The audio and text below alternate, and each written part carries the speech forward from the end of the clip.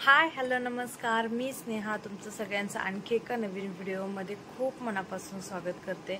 आज आहे सोमवार आणि आता वाजलेत संध्याकाळचे 6।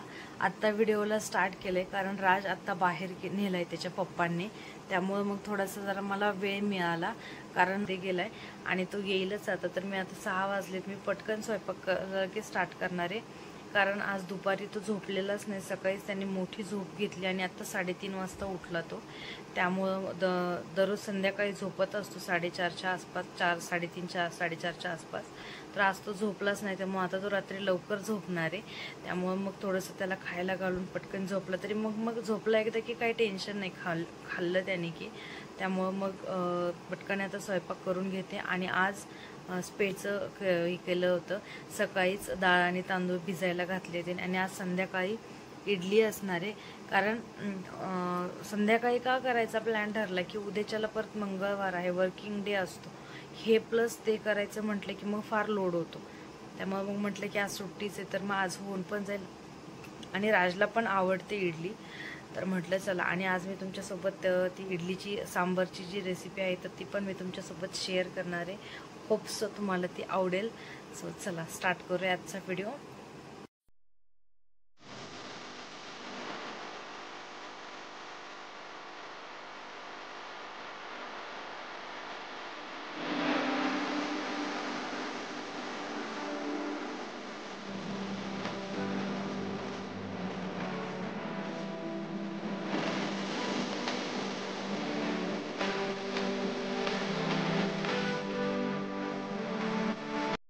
तर इथं सांबार करण्यासाठी डाळ घेतली आहे धुवायला। तर 3 डाळी एकत्र करून घेतल्या आहेत, थोडी मुगाची डाळ, थोडी तुरीची डाळ आणि थोडी मसूरची डाळ।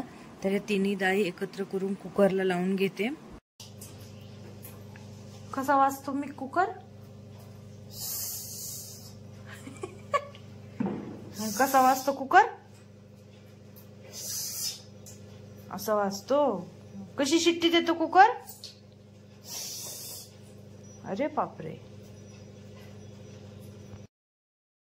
आणि इथं हे इडलीचं बॅटर पण रेडी आहे।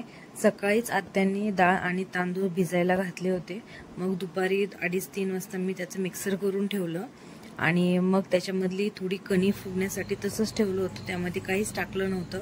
तर आता इथं 2 चमचे त्यामध्ये मीठ टाकलेलं आहे आणि 1 चमचा खाण्याचा सोडा घातलाय। सोडा थोडासा कमीच घातलाय कारण राज पण खाणार आहे, त्यामुळे मग थोडासाच घातलाय फक्त। आणि ते पीठ जे आहे तर ते इडलीचं चांगलं फसफसतं। तर आता सोडा टाकलाय तर ह्याला 5 मिनिटं तसंच साईडला ठेवून देऊ। आणि सांबार थोडं आंबट करण्यासाठी आम्ही आमसूल वापरत नाही तर चिंच वापरतो। तर ही चिंच आहे आणि ती पाण्यामध्ये भिजत घालून ठेवायची। ही चिंच आम्ही दरवर्षी उन्हाळ्यामध्ये घेतो आणि त्याला मीठ लावून फ्रीजमध्ये ठेवतो, म्हणजे ती वर्षभर चांगली टिकते। 1 किलो चिंच वर्षभर आम्हाला छान जाते आरामशीर, त्यामुळे मग ही चिंच घेतली आहे। बाकी कोणी खात नाही, फक्त मला आणि यांना, आम्हाला दोघांनाच आंबट सांबार थोडंसं आवडतं।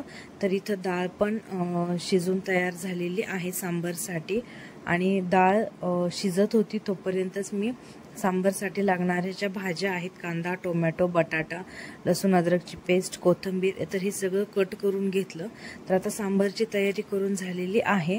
तर आता आपण आधी इडलीचं भांडं लावून घेऊ, म्हणजे इडली वाफवतीये तोपर्यंत मग सांबार फोडणीला टाकू। तर आता इडलीचं भांडं घेतलंय, त्यामध्ये 1 तांब्या पाणी टाकलंय आणि लिंबू टाकले। तोपर्यंत बॅटर या भांड्यांमध्ये भरूपर्यंत ते पाणीला उकळी येईल आणि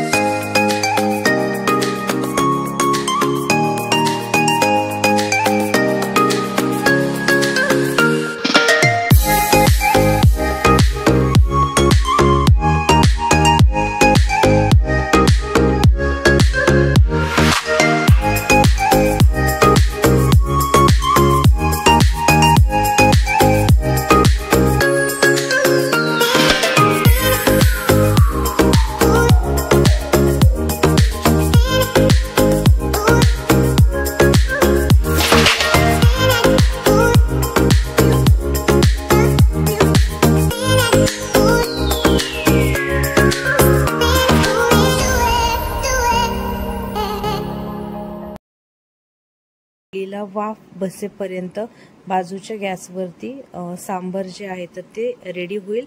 इकडे इडली होईल, पलीकडे सांबर होईल.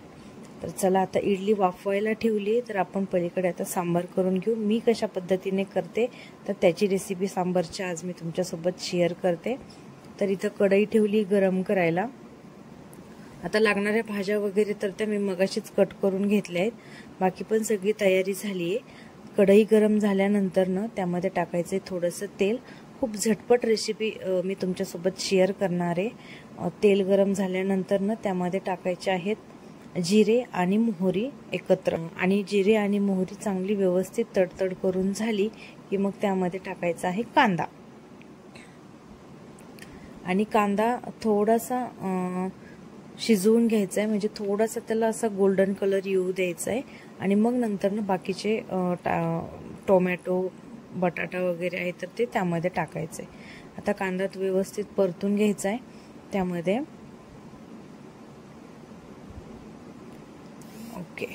आणि आता त्यानंतर ना कांदा थोडासा जो ब्राऊन कलर झालाय त्यानंतर ना त्यामध्ये टाकायचा आहे टोमॅटो आणि बटाटा. यामध्ये शेवग्याच्या शेंगा पण घालू शकतात, पण आज दुपारीच शेवग्याच्या शेंगाची भाजी केली होती त्यामुळे मग मी आता त्या शेंगा त्यामध्ये नाही टाकल्या. फक्त कांदा टोमॅटो आणि बटाटा एवढेच टाकले. बाकी अजून कुठल्या भाज्या आवडत असतील तर त्या पण तुम्ही त्याच्यामध्ये टाकू शकता. आता हे सगळं एकत्र करून घेतलंय. कांदा टोमॅटो आणि बटाटा. तर त्याची एक वाफ काढून घ्यायची आहे.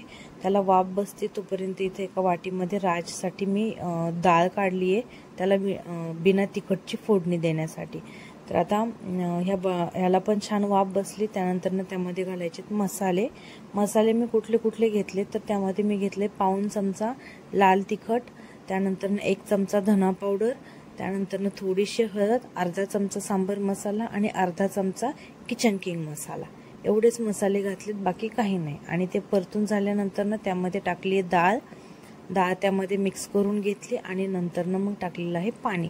किती प्रमाणामध्ये करायचं आहे तेवढं, आणि किती दाटसर पाहिजे किंवा किती पातळ पाहिजे त्यानुसार पाणी टाकायचं. तर आम्हाला जास्त दाट पण नाही लागत आणि जास्त पातळ पण एक मीडियम लागतं, तर तेवढं ह्याच्यामध्ये टाकलेलं आहे. आणि आता सांबर झालेलं आहे. आता त्यामध्ये टाकायचं आहे चवीपुरतं मीठ. मी बऱ्यापैकी मीठ पाणी टाकल्यानंतरच टाकते, म्हणजे एक अंदाज येतो. त्यामुळे मग मी नंतरच पाणी टाकल्यानंतरच मीठ घालते कोणत्या पण भाजीला. आणि वरतून थोडीशी कोथिंबीर टाकायची आहे. आणि आता ह्याला बारीक गॅसवरती छान उकळी येऊ द्यायची. तोपर्यंत आता त्याला उकळी येते तोपर्यंत इडल्यांचा काय कार्यक्रम झाला इकडं पाहू आपण, चेक करू त्याला. तर इथं मी काटे चमचा घेतलाय. छान मस्त झाल्या आहेत इडल्या, पण चमच्याला अजिबात चिकटत नाहीयेत, म्हणजे आपल्या इडल्या तयार झालेल्या आहेत. तर आता हे तसंच झाकून ठेवते मी, म्हणजे जेवणापर्यंत त्या गरम राहतील. इडल्या पण झालेल्या आहेत. आणि आता इथं सांबाराला पण छान उकळी आलेली आहे. आणि आता ह्याच्यामध्ये मी दुसऱ्या बाउलमध्ये सांबर काढून घेते, कारण पप्पांना आणि आत्यांना आंबट सांबर जमत नाही पित्ताचा त्रास असल्यामुळं. मग त्या दोघांपुरतं हे बिना आंबट जे सांबर आहे तर ते काढून घेते. आणि हे आम्हा दोघांसाठी चिंचेचं पाणी टाकलेलं सांबर. तर ही भिजलेली चिंच आता छान भिजली आहे. त्याला छान अशी कुस्करून घ्यायची पाण्यामध्ये, म्हणजे जे चिंचेचा आंबटपणा आहे किंवा चिंचेचं जे वरचं मांस आहे तर ते सगळं पाण्यामध्ये मिक्स होईल. तर त्याला छान कुस्करून घ्यायची आणि नंतर अशी थोडी पिळून घ्यायची, म्हणजे जे पाणी आहे तर ते त्याच्यामध्ये येईल. आणि आमसूल पण घालू शकतात, पण आमसूलपेक्षा चिंच छान लागते थोडीशी, कारण थोडीशी तिखट आंबट चव लागते. गोडसाठी मी साखर वगैरे नाही टाकत, फक्त चिंच आणि तिखट एवढंच दोनच गोष्टी असतात. तर आता हे जे पाणी आहे चिंचेचं तर ते झालेलं आहे आणि ते फक्त त्यामध्ये टाकून द्यायचे. बाकी त्याला काहीच प्रोसेस करायची नाही. त्यामुळे ते सगळ्यात लास्टला टाकलं, कारण त्यांना बिना चिंचेच्या पाण्याचं सांबर काढायचं होतं म्हणून. तर चला आता दोन्ही पण गोष्टी रेडी झालेल्या आहेत आणि ही रेसिपी पण तुमच्यासोबत शेअर केलेली आहे. आणि ही तुम्हाला पण कशी वाटली हे मला कमेंटमध्ये नक्की सांगायचं आहे. आणि आता राज पण झोपलाय, 10:30 वाजलेत. आणि आता माझं पण बाकी सगळं किचनमधलं आवरलंय. आणि आता माझा थोडासा जो अवतार आहे तर तो थोडा इग्नोर करा. आणि आजचा व्हिडिओ पण मी आता इथंच एंड करते. हा व्हिडिओ तुम्हाला कसा वाटला ते पण मला कमेंटमध्ये नक्की सांगा. चॅनलवरती नवीन असाल चॅनलला नक्की सबस्क्राईब करा. भेटूया अशाच एका आणखी छान नवीन व्हिडिओमध्ये. तोपर्यंत बाय बाय, टेक केअर.